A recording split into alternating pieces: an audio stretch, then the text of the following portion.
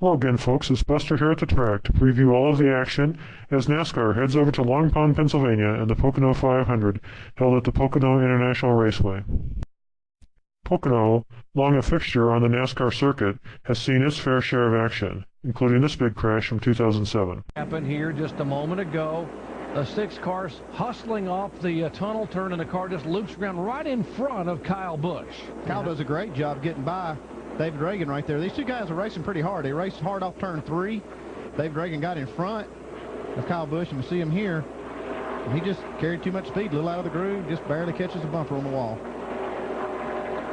Tell you what, you're in that smoke, you're trying to drive through, you don't know what's going on. There comes Kurt Busch. You're on the brake and just going straight, and that's what you got to do. Just keep. Jimmy Johnson is flying, and here this 5 car flying. Oh, we got a big crash. Oh, big one down here, and David Gilliland, who's had such a great run. The 26 car, Jamie McMurray for the 3rd time. Reed Sorensen in the 41's involved, as is David Vickers. I know what you meant, Jerry. You meant Brian Vickers, didn't you? Yeah, I'm looking at 2. How about Brian Vickers? That's even better. That does sound better. It was a big mess down there, I'll give you that. I'm still thinking about they were all mixed up. Yeah.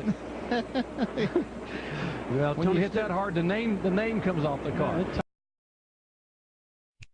As drivers prepare for the Pocono 500, they face a unique tri-oval superspeedway with 3 distinct sections. Grandstands face a long front stretch. Drivers coming off pit road have to merge with those on the raceway who can push full throttle down the 3,700-foot straightaway. Front stretch leads into a high bank 14-degree short radius turn 1, which pushes the drivers onto the shorter long pond stretch. At the end of the 3,100-foot long pond straightaway, drivers must adjust to the 8-degree bank turn at turn 2. This is often considered the most difficult turn of the course, and it empties out onto the short chute, which at 1,800 feet is less than 1/2 as long as the front stretch. Barreling into turn 3, drivers face a long, shallow 6-degree bank turn before they can blast down the front straightaway again. This is the first time the drivers have raced the Car of Tomorrow at Pocono, and here is what Denny Hamlin had to say about what he expects to learn from the race. We've been bitten there by rain when we felt like we had the best car, and we've had our success there at times. It just seems like it's a racetrack where Mike and the entire team's got a good feel for the setup that we need to run there. We're coming back with an entirely new race car, so we can't really run anything that we had before. So we're going to find out whether it's a driver or team here very shortly. Not everyone is thrilled to race at the Pocono International Raceway. Listen to what Jeff Gordon had to say about the racetrack. Principe from WGAL-TV. Earlier this week, the family that owns Pocono said they are not selling that track. There's been some speculation about this track's future, maybe losing a race or two if that happens. What's your take and your feeling about something like that?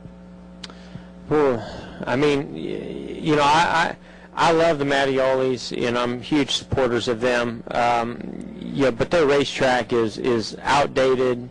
It needs a ton of upgrades. I think that the fact that it's in the Northeast is a positive thing, but I'm shocked that they've had 2 races for as long as they've had, and I'll be surprised if that stays that way for the future, just because of the way the sport's grown and the markets that we need to be in, the type of races that we put on. At our miles, a mile and a half, and 3/4 mile tracks. So I'm curious, as anybody else is, to see the future, of that track. And obviously there's a lot going on right now with Kentucky and New Hampshire and with Bruton. And I'm as anxious to see how it all unfolds as anybody else. And when they create the schedule, that's where we'll go. Love the Pocono Raceway or hate it, the drivers are the ones who create the excitement at the racetrack. Denny Hamlin and Kyle Busch are 2 drivers to watch on Sunday. Hamlin has the best driver rating at Pocono over the past 6 races and looks to do well here. Watch Kyle Busch because Pocono provides him with the 2 things he seems to need to win a race: something with 4 wheels that starts and a racetrack. Fatigue might be a factor for Busch by Sunday, though, as he spends his working weekend at Texas driving in the Craftsman Truck Series and Saturday at the Nashville Speedway competing in the Nationwide Series, before he heads to the Sprint Cup action on Sunday. Whatever happens, the long track and varied course should provide exciting racing action. That is the preview of the Pocono 500, folks. Check back next week for my race recap. Can't wait? Then visit us on the web at pitroadradio.net for fresh news and videos every day. Until then, we'll see you at the finish line.